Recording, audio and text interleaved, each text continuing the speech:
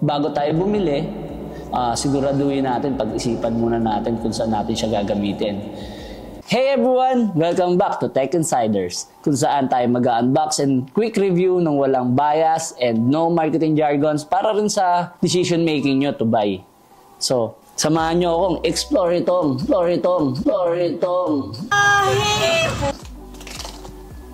Gigabyte Aero 16 OLED, which is designed for professionals, designers, and gamers, at lalong-lalo na sa creators. So ano pang hinihintay natin? Maestro, give me some music dahil it's unbox time!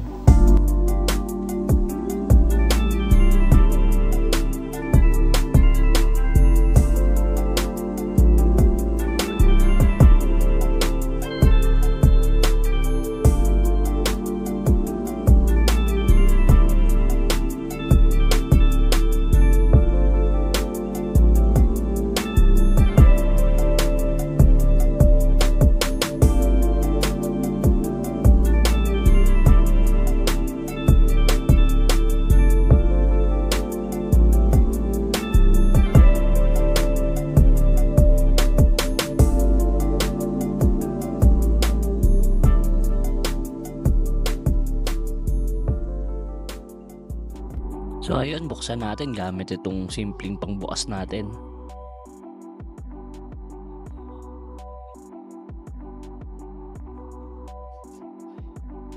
At ayan, meron siyang box na white sa loob ng box.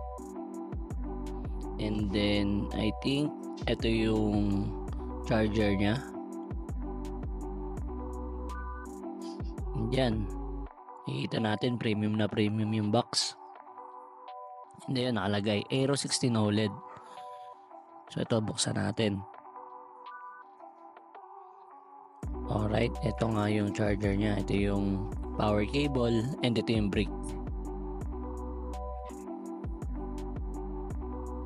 So, makikita natin premium na premium yung box. And then upon opening, umaangat siya para makuha mo agad yung laptop. And yan, open naman natin tong maliit na box.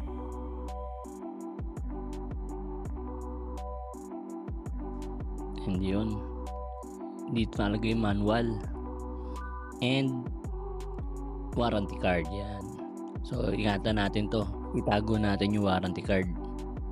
So dito sa kanan meron siyang dalawang Thunderbolt 4. Yan, meron siyang exhaust sa kanan. Ito. And then dito naman sa kaliwa, meron siyang micro SD card reader, 3.5 audio combo, at USB 3.2 Gen 2 Type C. And then ito, meron din exhaust sa likod. Ito yung DC in niya. And ito yung USB 3.2 Gen 1 Type A and HDMI 2.1. Yan, meron na siya sa exhaust sa likod. Siyempre. So napakagana itong Aero. And ito is equipped na ng 13th generation ng Intel Core i7 processor and Nvidia GeForce RTX 40 laptop GPU series. And meron na rin siyang addition na professional 4K OLED HDR display featuring eye protection and 0.70 thick chassis. And then guys, yung touchpad niya is patented glass na. So makaka-assure tayo na tatagal yung glossy and cleanliness ng ating touchpad dahil covered na siya ng fingerprint resistant coating. So yun guys, unahin natin yung OLED display niya kasi sa pangalan pa lang, Aero 16 OLED. So makikita mo yung bezel niya. Unahin natin yung thin bezel na merong 16 by 10 and 4K OLED yung screen niya. So, upon testing, makikita natin yung kulay buhay na buhay. And yung itim talaga. At yung contrast, napakaganda. And ang ganda ng experience dito pag nanood ka ng movie, naglaro ka ng games. Even kung may pen tab ka at gusto mo mag-drawing, ito yung gagamitin mong unit or display, dito ka titingin. Napakagandang experience. And then, itong laptop na to is sobrang nipis at magaan. So, madali siyang dalhin kahit saan. So, para siya sa mga taong laging nasa labas, may gustong dalang laptop, magugustuhan nila itsura nito at yung gaan. So, next natin pag-usapan is performance. Aero 16 is equipped na ng high-performance components including the 13th Gen Intel processor and the 40 series ng NVIDIA graphics card. Upon testing, sinubukan namin siya, na-deliver naman niya yung good performance across various tasks.